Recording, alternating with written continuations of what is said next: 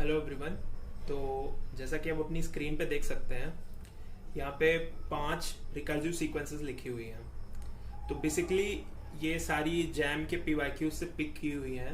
और during my preparation जो ज़्यादातर बच्चों को इनमें ही प्रॉब्लम होती थी, क्योंकि वो सीक्वेंसेस तो सीख लेते थे, सीक्वेंसेस की मोनोटोनिसिटी, उसकी बाउंडेडनेस, उसकी लिमिट निकालना एट्सेट्रा। पर जब इस टाइप के क्वेश्चंस एग्जाम में मिलते थे तो बेसिकली उनको थोड़ा सा हेजिटेशन होता था कि इनसे कैसे डील करें। बेसिकली ज़्यादातर बच्चे इसमें यही अप्रोच लगाते हैं कि अगर आप एक कॉमन लिमिट एल मान लो जो an+1 और an की भी है, और इक्वेशन में आप पुट कर दो, तो इक्वेट करके एल की वैल्यूज आ गई। अब उसके बाद वो टर्म वाइज फिर आप सीक्वेंसेस के टर्म निकाल लो, a2 निकाल लिया, a3 निकाल लिया, a4 निकाल लिया, and a5 a6 and so on. तो इतना निकालने के बाद सीक्वेंस का एक नेचर पता चल जाता है कि वो मोनोटॉनिक इंक्रीजिंग है या डिक्रीजिंग है। पर ये बिल्कुल ही गलत तरीका है इनसे डील करने का, क्योंकि इसकी जो एक्चुअल थ्योरी है वो काफ़ी डिफरेंट है।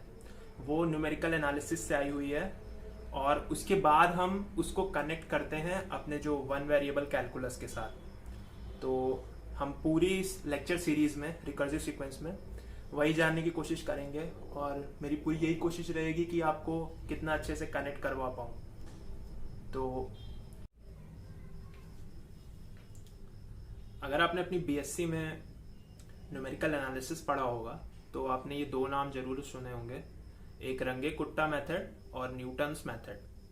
तो पहला वाला जो मेथड है रंगे-कुट्टा मेथड, वो एक्चुअली न्यूमेरिकल एनालिसिस जब हम करते हैं एक ऑर्डिनरी डिफरेंशियल इक्वेशन का, या तो आप टाइम डिस्क्रेटाइजेशन से करते हैं या रंगे-कुट्टा मेथड से करते हैं, जो कि फोर्थ ऑर्डर करके होता है एक मेथड। और दूसरा जो है वो न्यूमेरिकल रूट फाइंडिंग होती है, जिसमें कई सारे मेथड होते हैं, बाइसेक्शन मेथड एंड आपका न्यूटन्स मेथड।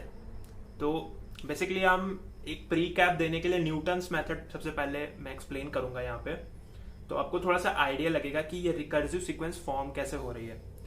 तो अगर हम अपने न्यूटन्स मेथड की बात करें तो ये यूज जो होता है वो रूट फाइंडिंग के लिए होता है। अगर आपके पास कोई फंक्शन है और उसका आपको न्यूमेरिकल रूट फाइंड करना है, तो मैं ज़्यादा डीप नहीं जाऊंगा क्योंकि ये न्यूमेरिकल एनालिसिस की चीज़ें हैं, और अभी मैं आपको रिकर्सिव सीक्वेंसेस सॉल्व करना और उनका जो डीलिंग है रियल एनालिसिस के साथ वो सिखाने की कोशिश कर रहा हूँ। तो अभी मैं एक छोटा सा ही प्रीकैप दूंगा न्यूटन्स मेथड का, और वो सफिशिएंट होगा समझने के लिए। तो अगर मैं कोई फंक्शन ड्रा करूं ऐसे, और उस फंक्शन का ग्राफ कुछ इस तरह है, ठीक है, और यहां पर मैं कोई पॉइंट लेट कर लूं, इसका नाम अगर मैं दे दूं x0, 0, और यहां पे मैं एक टैंजेंट ड्रॉ कर लूं। थोड़ा सा ज्योमेट्रिकली फिगर गलत भी बन सकता है, उसको थोड़ा सा अवॉइड करिएगा। तो ये इनिशियल पॉइंट है x0, 0, ठीक है, या आप ये इसको ऐसे नाम दे सकते हो इनिशियल वैल्यू।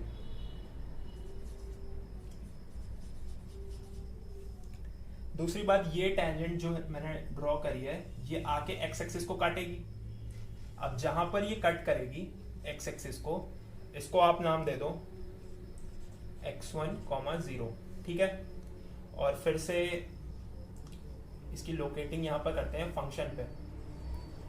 तो ये मान लिया पॉइंट P है, या P0 मान लेते हैं, x0 f x0, ठीक है, ये इसके कोऑर्डिनेट्स हो गए, और ये आपका हो गया x1 f(x1) इसकी फंक्शनल वैल्यू। तो आप देख रहे हो कि ये टैंजेंट मैंने ड्रॉ करी इस पॉइंट पे जो कर्व को टच कर रहा है यहाँ पे, और वो टैंजेंट मैंने एक्सटेंड करके एक्स एक्सिस को कट कराया, ठीक है। अभी हम इसको ज्योमेट्रिकली डिफाइन कर रहे हैं, आपका जो न्यूटन्स मेथड है रूट फाइंडिंग का न्यूमेरिकल एनालिसिस।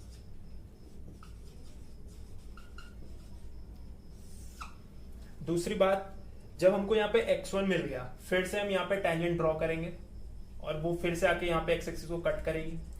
फिर हम पॉइंट लेंगे यहाँ पर ऐसे, और फिर टेंजेंट ड्रॉ करेंगे और वो फिर एक्सिस को कट करेगी यहाँ पे। फिर ये प्रोसेस फर्दर चलता रहेगा, मतलब यहाँ पे फिर हम पॉइंट लेंगे, फिर टेंजेंट ड्रॉ करेंगे, फिर टेंजेंट ड्रॉ करेंगे, और वो धीरे धीरे किधर प्रोसीड होगा, जहां पे फंक्शन ने एक्स एक्सिस को काटा है, एक्चुअली जो फंक्शन का जीरो है या रूट है। तो हम डिफरेंट इटरेशंस करते हैं न्यूटन्स मेथड में वहां तक पहुंचने के लिए।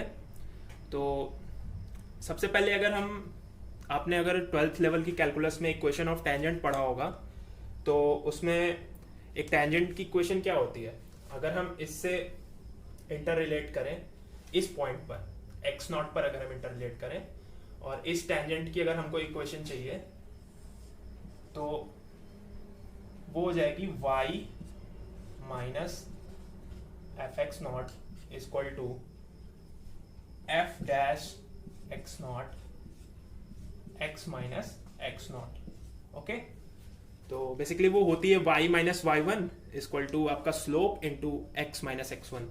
तो ये x1 और y1 आपके ये पॉइंट्स है, तो ये आपकी बेसिकली इक्वेशन ऑफ टेंजेंट हो गई।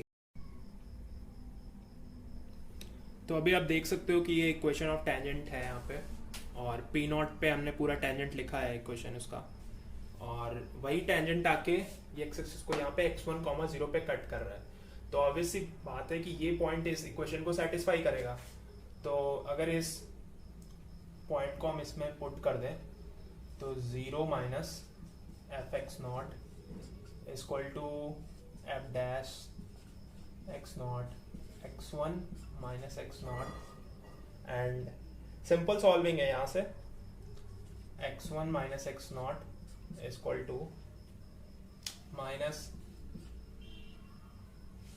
F x naught upon f dash x naught. Okay, and then x naught को हम उधर भेजेंगे, तो x naught f x one x naught f dash x naught. Okay, तो ये एक फॉर्मूला टाइप जनरेट हो गया यहाँ पे।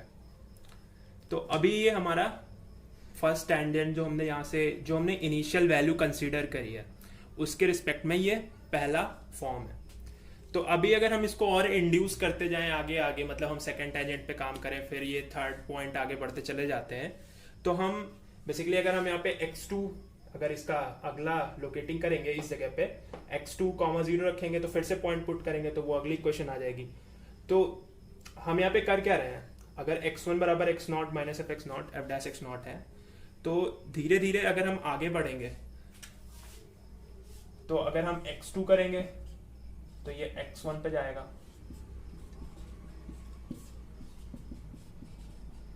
ओके। तो और इंड्यूस होते होते होते होते होते होते होते होते ये यहां तक पहुंच जाएगा, xn प्लस वन बराबर xn माइनस एफ एक्सन। अब फंक्शन कैसा भी हो सकता है, फंक्शन की टेंशन नहीं है, फंक्शन तो कुछ भी हो सकता है, पर ये जो इंड्यूस होके हमारी जो रिकर्सिव सीक्वेंस फॉर्म हुई, हम बात इस पे करने वाले हैं। इसका नेचर कैसा होगा, इसकी मोनोटोनिसिटी कैसी होगी, कैसे फाइंड करी जाएगी, इसका लिमिट कैसा होगा, और भी बहुत सारी बातें हैं जो आपको अभी बिल्कुल नई सीखने को मिलेंगी, क्योंकि ये जनरली आपको टॉपिक मिलेगा नहीं किसी बुक में रियल एनालिसिस की, क्योंकि है न्यूमेरिकल एनालिसिस का टॉपिक। तो यहाँ से आप देख सकते हो ऐसे इंड्यूस हुई यहाँ पे आपकी रिकर्सिव सीक्वेंस। और एक कंडीशन यहाँ पे मिस कर दी मैंने, वेयर आप इसको 0 नहीं कर सकते हो, ठीक है। तो नेक्स्ट वीडियो में मैं बात करूंगा कि इसका लिमिट कैसे निकाला जाए। उसके पहले एक और बात इससे करने वाली है कि इसका ग्राफिकली रिकर्सिव सीक्वेंस को कैसे देखा जाए। और दूसरी बात होती है, जैसे आप अपने जैम के पीवाईक्यू करते हो या कोई भी और क्वेश्चन करते हो, तो उसमें कई बार ऐसा होता है कि सीक्वेंसेस आप सीक्वेंस के टर्म निकालते हो तो सीक्वेंस आगे बढ़ती हैं, फिर कई बार ऐसा होता है कि हम जज कर लेते हैं कि ये सीक्वेंस हमेशा इंक्रीज ही करेगी। अगर यहाँ पे हम x1 लें, x1 का वैल्यू फाइंड करें, x2 का वैल्यू फाइंड करें और x3 का, तो बहुत सारे बच्चे क्या करते हैं कि मतलब 2 या 3 या मुश्किल से 4 टर्म निकालते हैं और वो पूरा एक जनरलाइजेशन दे देते हैं कि ये सीक्वेंस इंक्रीज ही करेगी। अब क्या पता कि 3 टर्म के बाद उसका कुछ नेचर चेंज हो जाए। ओके, तो आप मेरी बात समझ गए होंगे। और दूसरी बात है कि ये जो x1 है इनिशियल वैल्यू, जैसे यहाँ पे x0 ली गई है, इसका बहुत इंपॉर्टेंस है रिकर्सिव सीक्वेंस में। जैसे जब आप कंप्लीट कर लोगे ये पूरा पोर्शन, तो जैसे जैसे आप क्वेश्चंस करने की तरफ जाओगे, जो वर्किंग है, तो उसमें इस वैल्यू का बहुत इंपॉर्टेंस है। अगर आप ग्राफ से भी देखने की कोशिश करो, जहाँ मैंने लोकेट किया है x0 की वैल्यू यहाँ फंक्शन पे मिल रही है, अगर x0 को मैं यहाँ पे ले लेता, इस जगह पे, मतलब कुछ ऐसा ले लेता, तो टेंजेंट मेरी इधर खिसक जाती। अब टेंजेंट इधर खिसक गई तो हमको यहाँ पहुँचने में भी तो टाइम लगेगा, तो बहुत सारे इटरेशन करने पड़ेंगे, तो ये हमको उतना एक्यूरेटली काम देगा नहीं। तो इस वजह से जो इनिशियल वैल्यू का इंपॉर्टेंस है वो बहुत ज़्यादा है रिकर्सिव सीक्वेंस में, क्योंकि उसका पूरा नेचर ही चेंज हो जाता है। आप सोच के देखो, आप x1 की जो वैल्यू दोगे, मतलब x2 आप वही निकलेगा ना जो आप x1 की वैल्यू डालोगे, तो उस वजह से इनिशियल वैल्यू का इंपॉर्टेंस है। तो थैंक यू, मिलते हैं अगले लेक्चर में। अभी ये मेरी पूरी सीरीज आएगी, रोज मुश्किल से 20 मिनट का लेक्चर है, और अगर आप एक कंटिन्यूएशन के साथ देखोगे बिना स्किप करे, तो आपको बहुत मज़ा आने वाला है।